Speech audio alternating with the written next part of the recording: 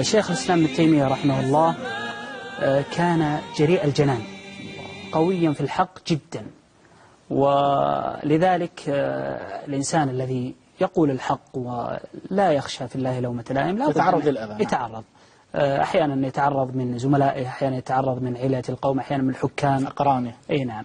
فاجتمعت عليه الحقيقة أكثر من شيء، فكان يفتي أحيانا في بعض الأشياء فتحصل خصومة ثم يشون به إلى السلاطين، ولذلك سجن 7 مرات رحمه الله، 4 منها في مصر و3 منها في دمشق، وجميع السنوات 5 سنوات متفرقة. قال بعض الباحثين قضى رحمه الله 5 رمضانات في السجن. اللهم استعان. وفي الأخيرة توفي رحمه الله وهو مسجون في سجن القلعة. نعم، في سجن القلعة في دمشق، وهو ابن 67 سنة رحمه الله. في هذا السجن الأخير كان رحمه الله يؤلف الكتب. في خاصية في سجون الأوائل خاصة يعني فيما يتعلق بالعلماء وكذا، يأتيه الناس، هو لا يستطيع أن يخرج. نعم صحيح. لكن الناس يأتونه ويستفتونه وربما يقرؤون عليه العلم، فيعني هناك شيء من المرونة يعني أكثر من هذا الزمان. فيقول أهل التراجم بقي يؤلف الكتب ويتقبل الفتاوى ويرسل الرسائل لأصحابه، ويذكر ما فتح الله عليه من العلوم العظيمة والأحوال الجسيمة، ويحمد الله حمدا كثيرا جدا جدا، ويقول والله لو بذلت لهم مثل هذه القلعة من الذهب ما شكرتهم على ما تسببوا فيه لي من الخير.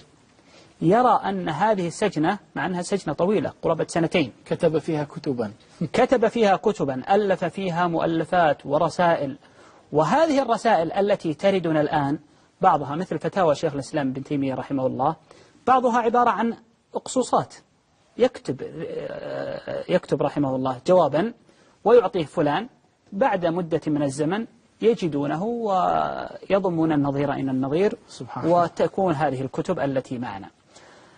في آخر سجنة حمى 17 يوم رحمه الله، وكان معه أخوه عبد الرحمن مسجون، ثم توفي في تلك السجنة.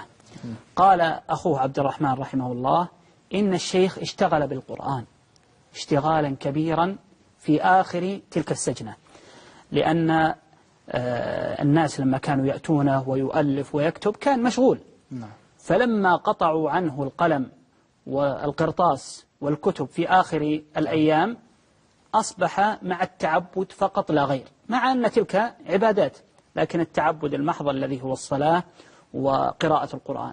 قال فانقطع إلى القرآن وأخذ يختم القرآن حتى ختم في تلك الأيام 80 ختمة. الله أكبر. قد تكون في سنة واحدة، يعني كل 4 أيام ختمة، أو في أشهر، الله أعلم متى قطع عنه القلم والقرطاس، الله أعلم. وهذه بركة العمر. نعم. يقول أخوه وكنت أختم معه، يبدو أنه يقرأ عليه أو شيء من هذا القبيل. يقول فأنهينا 80 ختمة وشرعنا في 81. يقول فلما انتهى شيخ الإسلام رحمه الله إلى قول الله تبارك وتعالى إن المتقين في جنات ونهر في مقعد صدق عند مليك مقتدر قبضت روحه رحمه الله. الله أكبر. يا من خاتمة. آخر ما قرأ هذه الآية. في هذا السجن، في هذه السجنة الأخيرة وأنت أشرت إليها قبل قليل، كتب كتابا شهيرا كبيرا اسمه الرد على الأخنائي. هذا الكتاب من المراجع المهمة الآن في العقيدة الله أكبر. وفي محاجة أهل البدع. فسبحان الله، انظر إلى الفتوحات، العلم والتعبد وتلاوة القرآن والتدبر وتعليم الناس والتأليف والإفتاء، شيء لا يوصف. الله أكبر. رحمة الله عليه. يعني سبحان الله، حضر في بالي يعني هم أرادوا سجنه والقلعة ليمحى أثره فقذف الله حبه في كل القلوب، ولا يخلو بيت إلا وفيه كتاب لشيخ الإسلام مثله مثل يوسف عليه السلام، أراد إخوته له البئر والله أراده أن يكون عزيز مصر. أحد المترجمين يا شيخ ناصر، سامحني أن أقاطعك، قال وهو من أصحاب ابن تيمية الذين أصابهم الهم والغم أن يكون كل هذا العلم وكل هذا الخير وكل هذا الفضل في سجن أو في اضطهاد وما أشبه ذلك. قال ووالله، وهو يكتب سيرته، قال ووالله ليقيمن الله من يستخرج علمه ولو كانوا رجالا في أصلاب أمهاتهم، في أصلاب آبائهم أو في بطون أمهاتهم. قال يحلف بالله عز وجل على ذلك، سبحان الله العظيم. الله أكبر. الذي حصل أنه لم يخرج رجال فقط في أصلاب آبائهم وبطون أمهاتهم، وإنما خرج رجال بعد ذلك بزمن طويل جدا. دعني أضرب مثالا سريعا قصيرا. نعم. الشيخ عبد الرحمن بن محمد القاسم وابنه محمد، نعم، هذان رجلان توفيا رحمهم الله. الشيخ محمد توفي من قرابة 20 سنة ووالده من 40 سنة تقريبا. انقطع لجمع فتاوى شيخ الإسلام بن تيمية رحمه الله. الكتاب المشهور الذي الآن يعتبر أشهر كتاب تقريبا عندنا اللي هو مجموع فتاوى شيخ الإسلام بن تيمية، قبل 50 سنة ما كان معروف. صحيح. أصلا ما كان موجود، كانت فتاوى متفرقة وكتب متفرقة.